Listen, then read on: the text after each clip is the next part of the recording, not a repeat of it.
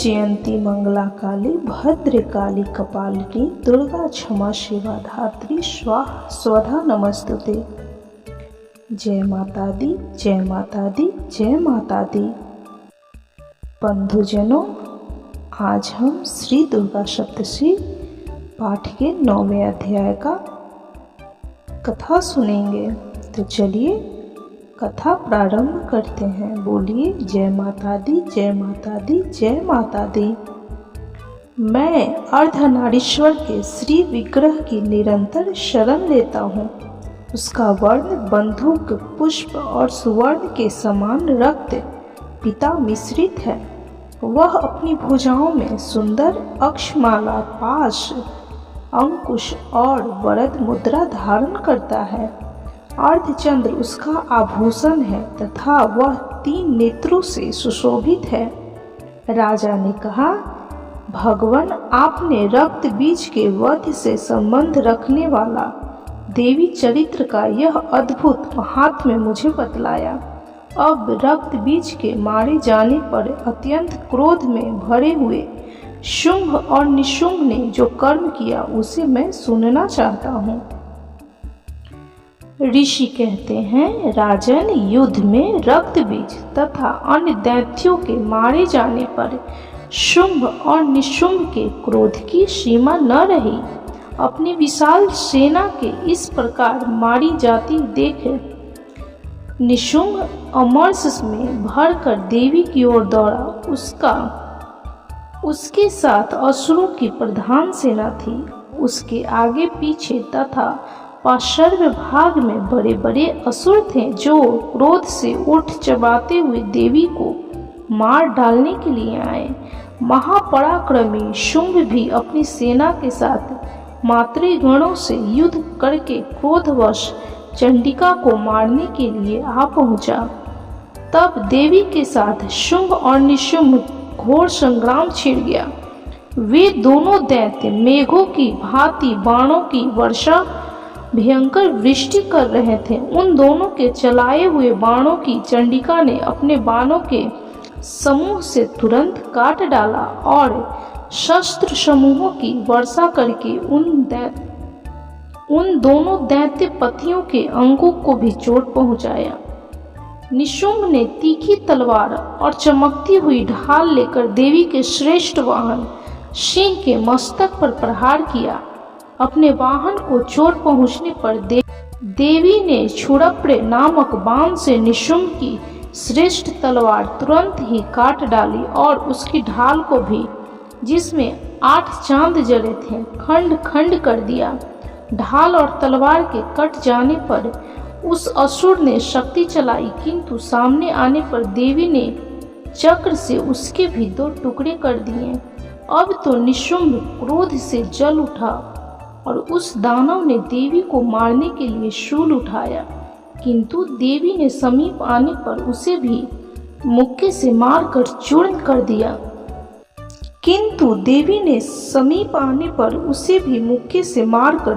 कर दिया।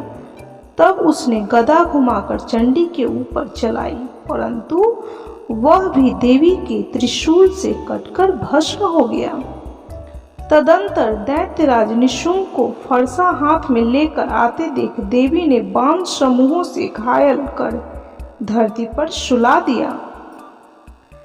उस भयंकर पराक्रमी भाई निशुंभ के धराशायी हो जाने पर शुंभ को बड़ा क्रोध हुआ और अंबिका का वध करने के लिए वह आगे बढ़ा। रथ पर बैठे बैठे ही उत्तम आयुधों से सुशोभित अपनी बड़ी बड़ी 8 अनुपम भुजाओं से समूचे आकाश को ढक कर वह अद्भुत शोभा पाने लगा। उसे आते देख देवी ने शंख बजाया और धनुष की प्रत्यंचा का भी अत्यंत दुस्साहस शब्द किया। साथ ही अपने घंटे के शब्द से जो समस्त दैत्य सैनिकों का तेज नष्ट करने वाला था, संपूर्ण दिशाओं को व्याप्त कर दिया। तदंतर सिंह ने भी अपनी दहाड़ से, जिसे सुनकर बड़े बड़े गजराजों का महान मद दूर हो जाता था, आकाश, पृथ्वी और 10 दिशाओं गुंजा दिया। फिर काली ने आकाश में उछलकर अपने दोनों हाथों से पृथ्वी पर आघात किया। उससे ऐसा भयंकर शब्द हुआ जिससे पहले के सभी शब्द शांत हो गए। तत्पश्चात शिवदूती ने दैत्यों के लिए अमंगलजनक अट्टहास किए। इन शब्दों को सुनकर समस्त असुर थर्रा उठे, किंतु शुंभ को बड़ा क्रोध हुआ। उस समय देवी ने जब शुंभ को लक्ष्य करके कहा, ओ दुरात्मन, खड़ा रह, खड़ा रह। तभी आकाश खड़े हुए देवता बोल उठे, जय हो, जय हो। शुंभ ने वहां आकर ज्वालाओं से युक्त अत्यंत भयानक शक्ति चलाई। अग्निमय पर्वत के समान आती हुई उस शक्ति को देवी ने बड़े भारी लूके से दूर हटा दिया। उस समय शुंभ के सिंहनाद से तीनों लोक गूंज उठे। राजन, उसकी प्रतिध्वनि से वज्रपात के समान भयानक शब्द हुआ जिसने अन्य सब शब्दों को जीत लिया। शुंभ के चलाए हुए बाणों के देवी ने और देवी के चलाए हुए बाणों को शुंभ ने अपने भयंकर बाणों द्वारा सैकड़ों और हजारों टुकड़े कर दिए। तब क्रोध में भरी हुई चंडिका ने शुंभ को शूल से मारा। उसके आघात से मूर्छित हो वह पृथ्वी पर गिर पड़ा। इतने में ही निशुंभ को चेतना हुई और उसने धनुष हाथ में लेकर बाणों द्वारा देवी काली तथा सिंह को घायल कर डाला। फिर उस दैत्यराज ने 10,000 बाहें बनाकर चक्रों से प्रहार से चंडिका को आच्छादित कर दिया। तब दुर्गम पीड़ा का नाश करने वाली भगवती दुर्गा ने कुपित होकर अपने बाणों से उन चक्रों और बाणों को काट गिराया। यह देख निशुंभ दैत्य सेना के साथ चंडिका का वध करने के लिए हाथ में गदा से बड़े वेग से दौड़ा। उसके आते ही चंडी ने तीखी धार वाली तलवार से उसकी गदा को शीघ्र ही काट डाला। तब उसने शूल हाथ में ले लिया। देवताओं को पीड़ा देने वाले निशुंभ को शूल हाथ में लिए आते देख चंडिका ने वेग से चलाए हुए अपने शूल से उसकी छाती छेद डाली। शूल से विदीर्ण हो जाने पर उसकी छाती से एक दूसरा महाबली एवं महापराक्रमी पुरुष खड़ी रह कहता हुआ निकला। उस निकलते हुए पुरुष की बात सुनकर देवी ठठाकर हंस पड़ी और खड़ग से उन्होंने उसका मस्तक काट डाला। फिर तो वह पृथ्वी पर गिर पड़ा। तदंतर सिंह अपनी दाढ़ों से असुरों की गर्दन कुचलकर खाने लगा। यह बड़ा भयंकर दृश्य था। उधर काली और शिवदूती ने भी अनायान्य दैत्यों का भक्षण आरंभ किया। कौमारी की शक्ति से विदीर्ण होकर कितने ही महादैत्य नष्ट हो गए। ब्राह्मणी के मंत्र पूत जल से निस्तेज होकर कितने ही भाग खड़े हुए। कितने ही दैत्य माहेश्वरी के त्रिशूल से छिन्न भिन्न हो धराशायी हो गए।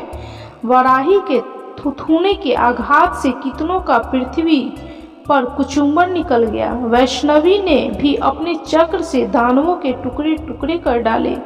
ऐन्द्री के हाथ से छूटे हुए वज्र भी कितने ही प्राणों से हाथ धो बैठे। कुछ असुर नष्ट हो गए, कुछ उस महायुद्ध से भाग गए तथा कितने ही काली शिवदूती तथा सिंह के ग्रास बन गए। इस प्रकार श्री मार्कंडेय पुराण में सावर्णिक मनवंतरी की कथा के अंतर्गत देवी महात्म्य में निशुंभ वध नामक 9वां अध्याय पूरा हुआ। तो बोलिए जय माता दी, जय माता दी, जय माता दी। ओम जयंती मंगला काली भद्र काली कपालिनी दुर्गा क्षमा शिवा धात्री स्वाहा स्वधा नमस्तुते। जय माता दी, जय माता दी, जय माता दी। बंधुजनों, श्री दुर्गा सप्तशी माँ दुर्गा के 10वें अध्याय का कथा सुनेंगे। तो चलिए कथा प्रारंभ करते हैं। बोलिए जय माता दी, जय माता दी, जय माता दी। तो चलिए कथा प्रारंभ करते हैं। मैं मस्तक पर अर्धचंद्र धारण करने वाली शिव शक्ति स्वरूपा भगवती कामेश्वरी का हृदय में चिंतन करता हूँ। वे तपाए हुए स्वर्ण के समान सुंदर हैं। सूर्य, चंद्रमा और अग्नि, यही तीन उनके नेत्र हैं तथा वे अपने मनोहर हाथों में धनुष, बाण, अंकुश, पाश और शूल धारण किए हुए हैं। ऋषि कहते हैं कि राजन, अपने प्राणों के समान प्यारे भाई निशुंभ को मारा गया देख तथा सारी सेना का संहार होता जान शुंभ ने कुपित होकर कहा, दुष्ट दुर्गे, तू बल के अभिमान में आकर झूठ मूठ का घमंड न दिखा। तू बड़ी मानिनी बनी हुई है, किंतु दूसरी स्त्रियों के बल का सहारा लेकर लड़ती है। देवी बोली, ओ दुष्ट, मैं अकेली ही हूँ। इस संसार में मेरे सिवा दूसरी कौन है? देख, ये मेरी ही विभूतियाँ हैं, अतः मुझ में ही प्रवेश कर रही हैं। तदंतर ब्रह्माणी आदि समस्त देवियाँ अंबिका देवी के शरीर में लीन हो गईं। उस समय केवल अंबिका देवी ही रह गईं। देवी बोली, मैं अपनी ऐश्वर्य शक्ति से अनेक रूपों में यहाँ उपस्थित हुई थी। उन सब रूपों को मैंने समेट लिया है। अब अकेली ही युद्ध में खड़ी हूँ, तुम भी स्थिर हो जाओ। ऋषि कहते हैं, तदंतर देवी और शुंभ दोनों में सब देवताओं तथा दानवों के देखते देखते भयंकर युद्ध छिड़ गया। बाणों की वर्षा तथा तीखे शस्त्रों एवं दारुण अस्त्रों के प्रहार के कारण उन दोनों का युद्ध सब लोगों के लिए बड़ा भयानक प्रतीत हुआ। उस समय अंबिका देवी ने जो सैकड़ों दिव्य अस्त्र छोड़े, उन्हें दैत्यराज शुंभ ने उनके निवारण अस्त्रों द्वारा काट डाला। इस प्रकार शुंभ ने भी जो दिव्य अस्त्र चलाए, उन्हें परमेश्वरी भयंकर हुंकार शब्द के उच्चारण आदि द्वारा खिलवाड़ में ही नष्ट कर डाला। तब उस असुर ने सैकड़ों बाणों से देवी को आच्छादित कर दिया। यह देख क्रोध में भरी हुई उन देवी ने भी बाण मारकर उसका धनुष काट डाला। धनुष कट जाने पर फिर दैत्यराज ने शक्ति हाथ में ले ली, किंतु देवी ने चक्र से उसके हाथ की शक्ति को भी काट गिराया। तत्पश्चात दैत्यों के स्वामी निशुंभ ने 100 चांद वाली चमकती हुई ढाल और तलवार हाथ में ले उस समय देवी पर धावा किया। उसके आते ही चंडिका ने अपने धनुष से छोड़े हुए तीखे बाणों द्वारा उसकी सूर्य किरणों के समान उज्जवल ढाल और तलवार को तुरंत ही काट दिया। फिर उस दैत्य के घोड़े और सारथी मारे गए। धनुष तो पहले ही कट चुका था, अब उसने अंबिका को मारने के लिए उद्यत हो भयंकर मुदगर हाथ में लिया।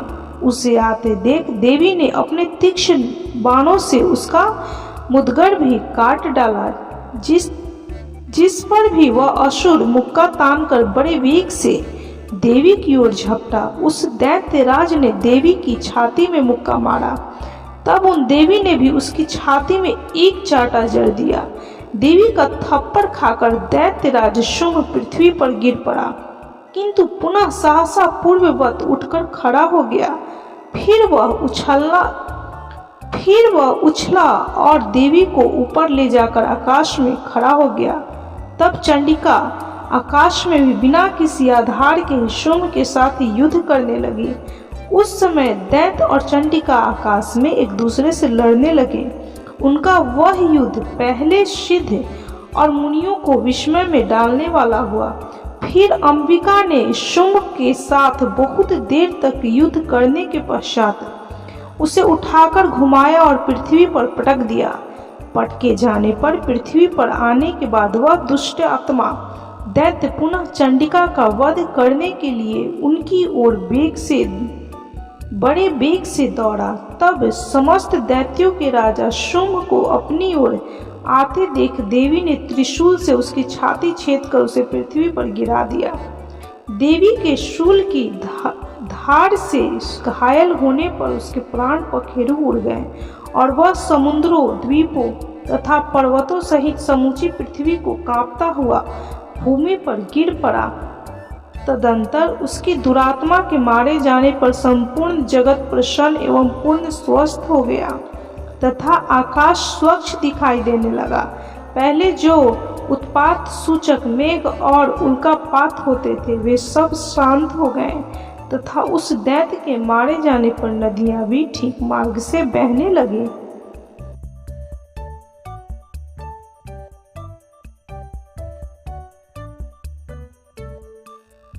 उस समय शुंग की मृत्यु के बाद संपूर्ण देवताओं को हृदय हर्ष से भर गया और गंधर्वगण मधुर गीत गाने लगे। दूसरे गंधर्व बाजा बजाने लगे और अप्सराएं नाचने लगी। पवित्र वायु बहने लगी, सूर्य की प्रभा उत्तम हो गई। अग्निशाला की बुझी हुई आग अपने आप प्रज्वलित हो उठी तथा संपूर्ण दिशाओं के भयंकर शब्द शांत हो गए। इस प्रकार श्री मार्कंड पुराण में सावर्णिक मनवंतर की कथा के अंतर्गत देवी महात्म्य में शुंग वध का नामक 10वां अध्याय पूरा हुआ। तो बोलिए जय माता दी, जय माता दी, जय माता दी। माँ दुर्गा, माँ जगदम्बा आपकी सभी मनोरथों को पूर्ण करेंगे। आपके हर दुख को, हर कष्ट को वो हर लेंगे और आपके घर में सुख शांति और खुशहाली लाएंगी। आपके जीवन में वो सभी खुशियाँ देंगी जो आपको चाहिए। तो बोलिए जय माता दी, जय माता दी, जय माता दी। बंधुजनों, यदि आपको यह वीडियो अच्छा लगा हो तो कृपया जरूर लाइक कीजिए, शेयर कीजिए और चैनल को सब्सक्राइब करना ना भूलें।